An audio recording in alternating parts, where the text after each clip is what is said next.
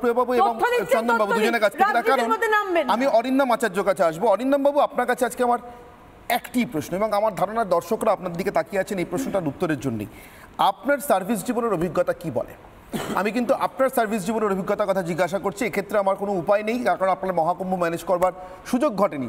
আপনি পশ্চিমবঙ্গে কাজ করেছেন, কিছু করার নেই। কিন্তু আপনার যা যা ম্যানেজ করবার সুযোগ ঘটেছে, রাজনীতি, তার কৃতিত্বের দাবি অথবা তাকে ব্যর্থ করবার চক্রান্ত, এগুলো কি পুলিশের সামনে অন্তরায় হয়, নাকি পুলিশ দায়িত্ব পালন করতে পারে না বলে রাজনীতিকদের এই দায় দায়িত্বের খেলাটা খেলে যেতে হয়? কোনটা ঠিক? আমি সর্বপ্রথম ঝন্টু বাড়ের যে ধরনের কথা বলেছি, আমি এটা তীব্র প্রতিবাদ করি। বেশ, accident can take place with loss of human life at any moment.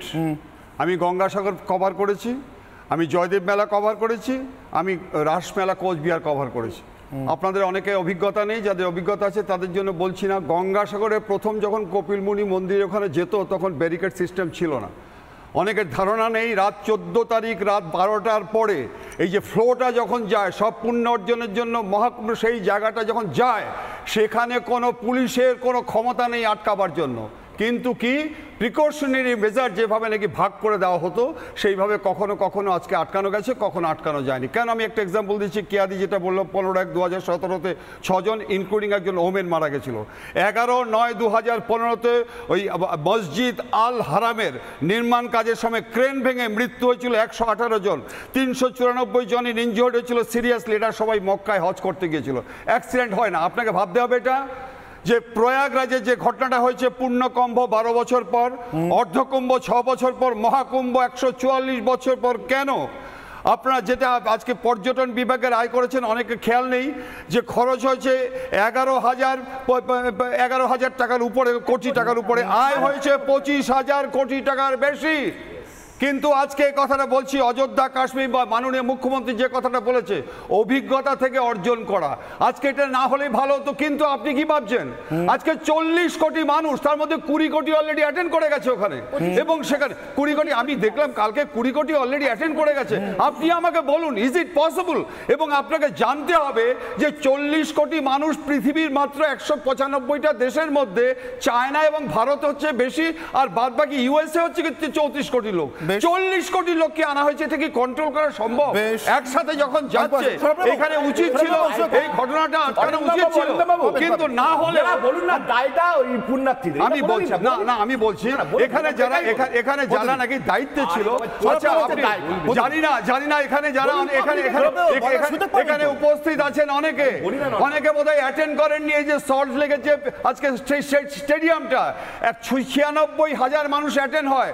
ওখানে যখন 80,000 মানুষ যদি আজকে উত্তেজিত হয়ে যায়, যত পুলিশদের এটাকে কন্ট্রোল করবেন, মহক্ষম সেই মুহূর্তটা আজকে পুজো করতে হবে, স্নান করতে হবে, পুণ্য অর্জন করতে হবে। অতএব এইটা ব্যারিকেড করা উচিত ছিল, আরও আগে কিন্তু অ্যানাউন্স করা উচিত ছিল, এবং পার্ট বাই পার্ট ঢোকানো উচিত ছিল।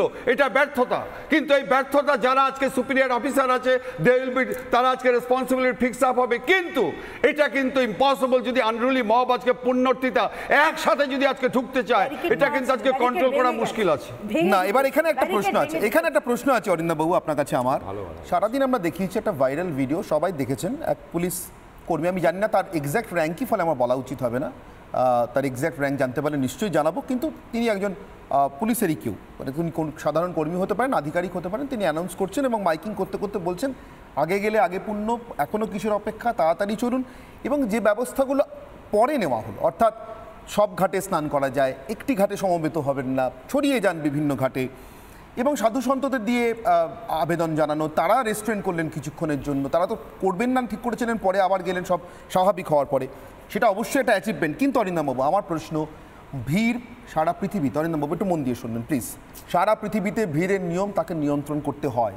ভিড় নিজে নিজে নিয়ন্ত্রিত হয় না, কোথাও হয়নি আজ পর্যন্ত।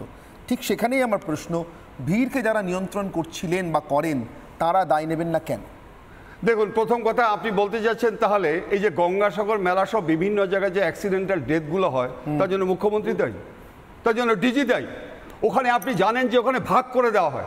আমি তো দায়িত্ব ছিলাম, আমি আজকে গঙ্গাসাগরে বাস স্ট্যান্ড থেকে একদম কপিলমুনি মন্দির থেকে সি বিচ পর্যন্ত ছিলাম।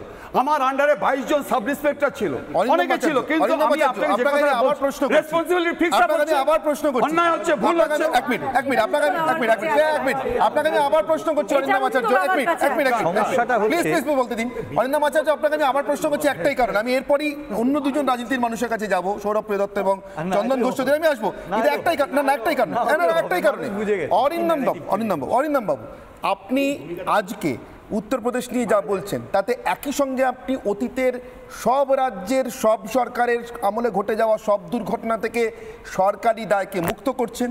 ভবিষ্যতে ঈশ্বর না করুন কোথাও যদি কোনো দুর্ঘটনা ঘটে, তার থেকেও আপনি সব রাজ্যের সব দলের পরিচালিত সব সরকারকে সব দুর্ঘটনার দায় থেকে মুক্ত করছেন। দেখুন, আমি আপনার এক্সপেরিয়েন্স থেকে বলছি, গঙ্গাসাগরে যে IPS অফিসার ডিউটি করে না সে SP হতে পারে না। এক, 2 নম্বর হচ্ছে যদি কোনো ইনসিডেন্ট হয়ে থাকে রেসপন্সিবিলিটি ফিক্স আপ করে দেওয়া হয়। যদি কোনো ফল্ট হয়, আমরা দেখেছি অনেক পুলিশ অফিসারকে সাসপেন্ড করে দেওয়া হয়েছে।